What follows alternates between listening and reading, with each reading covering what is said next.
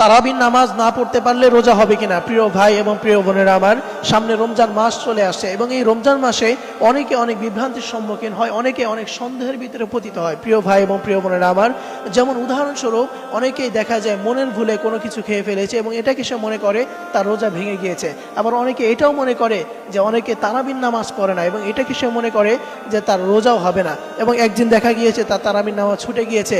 এটাকে কেন্দ্র করে সে মনে করে আর আমি তো নামাজ পড়তে পারি না, আমি তাহলে রোজা রেখে কি করব, আমার রোজা তো কোনো কবুল হবে না, আমার রোজা কোনো গ্রহণযোগ্য হবে না। তো এই ধরনের অনেকে অনেক কাজ করে থাকে। প্রিয় ভাই আমার, আসুন আমরা এই বিষয়টি জানবো যে তারাবির নামাজ না পড়লে রোজা হবে কিনা। প্রিয় ভাই আমার, ফার্স্ট কথা হচ্ছে যে তারাবির সাথে রোজার কোনো সম্পর্ক নাই। এই তারাবির সাথে রোজার কোনো সম্পর্ক নাই। তারাবির নামাজ যদি আপনি পড়েন তাহলে এতে করে সওয়াব পাবেন, এটা নফল নামাজ, এটা হচ্ছে সুন্নতে মুআক্কাদা, এটা পড়লে আপনি সওয়াব পাবেন। কিন্তু রোজা এটা হচ্ছে ফরজ বিধান, আপনাকে রোজা থাকতেই হবে।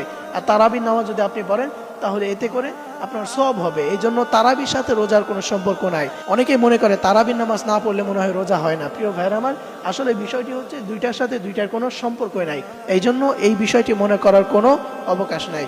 এই জন্য প্রিয় ভাইরা আমার, কখনোই আপনার যদি তারাবির নামাজ ছুটে যায় তাহলে এতে করে রোজা কখনো আপনার ছেড়ে দেবেন। আল্লাহ তাআলা সকলকে এই রমজান মাসে সবকিছু বুঝে আমল করার তৌফিক দান করুন। সকলেই পড়ি আমিন।